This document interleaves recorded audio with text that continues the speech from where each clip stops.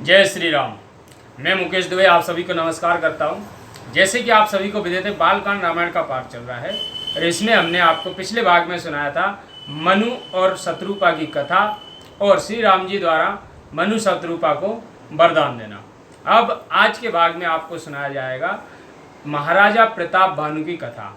महाराजा प्रताप भानु कौन है, आइए उनके बारे में जानते हैं।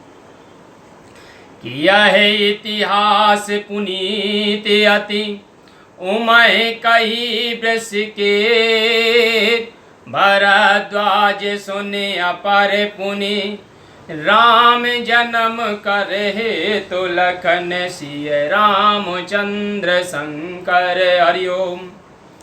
याज्ञवल्क्य जी कहते हैं इस पवित्र इतिहास को श्री महादेव जी ने श्री पार्वती जी से कहा, हे भरद्वाज, श्री रामचंद्र जी के जन्म का आप अन्य कारण भी सुनो कि सुने मुनि कथा पुनीत पुरानी, जो गिरजा प्रति शंभु बखानी, देश विदित के कई देशु, सत्य के तु तहे बसाए नरेशु। हे मुनि, अब वह पवित्र और पुरानी कथा सुनो जो महादेव जी ने पार्वती जी से कही है। संसार में प्रसिद्ध एक केकई नाम का देश है, वहां सत्य केतु नाम का राजा वास करता था कि धर्म धुरंधर नीति निधाना, तेज प्रतापशील बलवाना, के भाई जुगल सुत वीरा, सब गुण धाम महारन धीरा। वह राजा धर्म धुरंधर नीति का निधान, तेजस्वी प्रतापी शीलवान और बलवान था।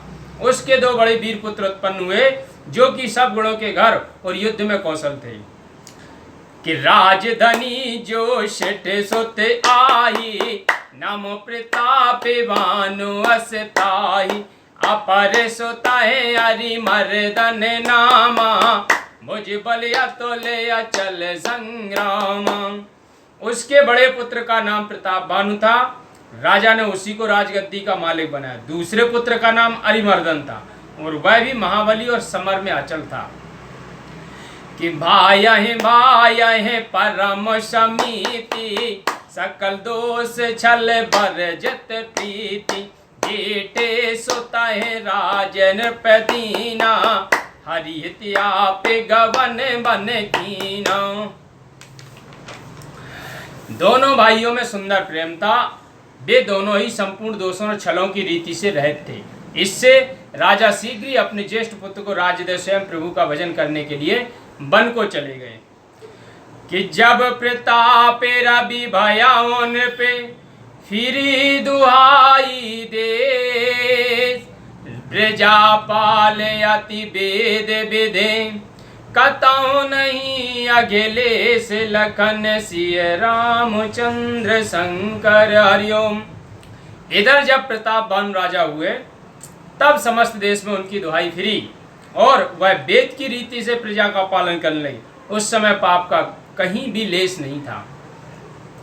कि नृपहित कारक सचिव शयाना, राम धर्म रुचि शोक्र समाना, सचिव शयान बंद बलबीरा, आप प्रताप पूंज रणधीरा।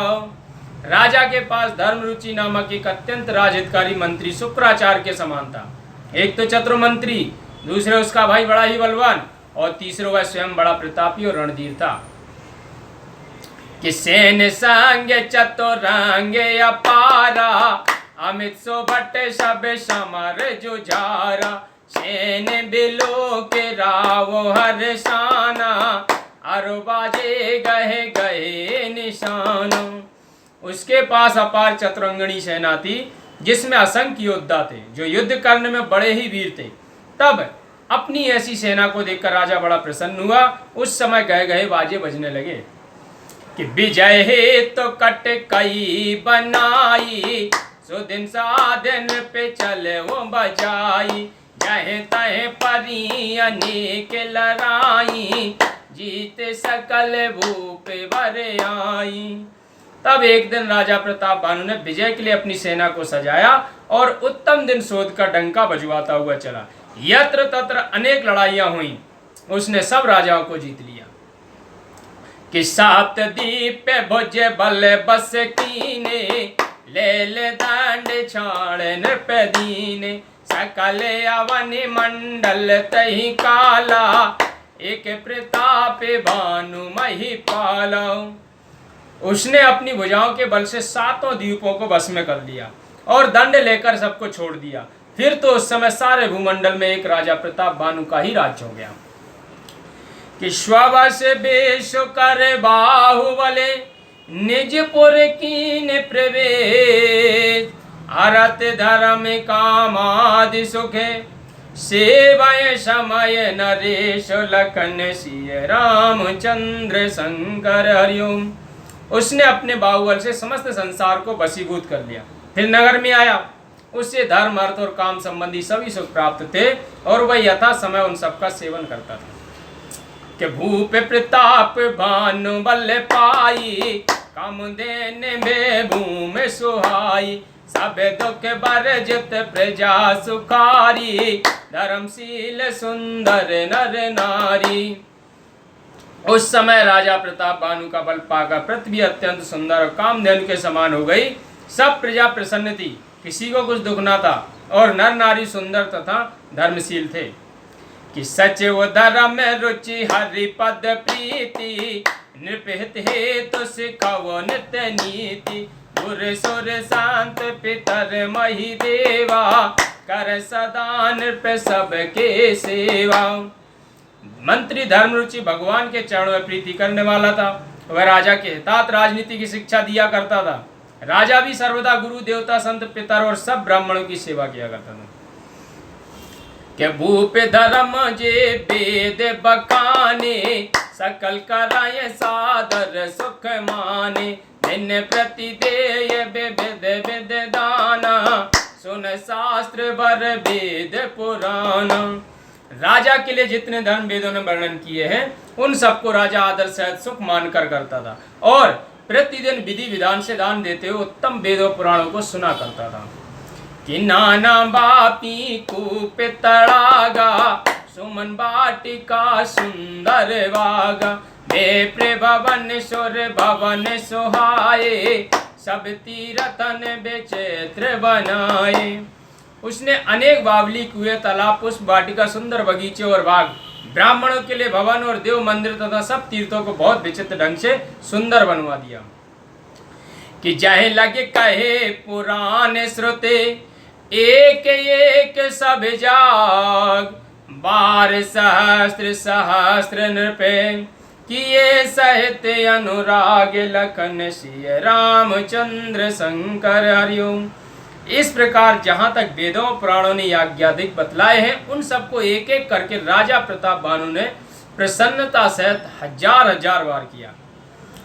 कि हृदय न कछु फल अनुसंधाना, भूपे विवेकी परम सुजाना, कराय जे धर्म करम मन मानी, वासुदेव अर्पित नृप ज्ञानी। उसके मन में फल की कुछ इच्छा नहीं थी क्योंकि राजा बड़ा ज्ञानी और बुद्धिमान था। इस कारण उसके जितने धर्म कर्म होते थे उन सबको वह वासुदेव के लिए अर्पण किया करता था। कि चढ़ बाज बार एक राजा, मृगिया कर सब साज समाजा, विंध्याचल गभीर बन गयऊ, मृग पुनीत बहु मारत भयऊ। एक बार राजा उत्तम घोड़े पर चढ़कर और शिकार का साज सजाकर विंध्याचल के गहन वन में गया और वहां पहुंचकर उसने बहुत से पवित्र मृगों को मारा। कि फिरत विपिन नृप दीख बराहु, जनु बन दोरे वो ससे ग्रस राहु, बड़े बेदो नहीं समात मुख माही, मनो क्रोध बस योग लत नाही। वन में फिरते हुए उसने एक बराह को देखा, मानो राहु चंद्रमा को ग्रस करके वन में जा छिपा हो, किंतु बड़ा होने से मुख में नहीं समाता हो, परंतु क्रोध के वश से उगलना भी नहीं चाहता हो। कि कोल कराल दसन छवि गाई, तनु विशाल पीवर अधिकाई, घुर घुराते हय आरो पाए, चकित बिलोकत कान उठाए। उसके विकराल दांतों की शोभा का मैंने वर्णन किया। उसका शरीर बहुत बड़ा और अधिक मोटा था। घोड़े की आहट पाकर घुरघुराता हुआ सूकर चकित कान उठा उठाकर राजा की ओर देखने लगा कि नील महीधर शिखर शमे देख विशाल बरा चपर चले ओ हाय सोटक नृपे हाँ कि न हो ये निवाह लखन सिय रामचंद्र शंकर हरिओम।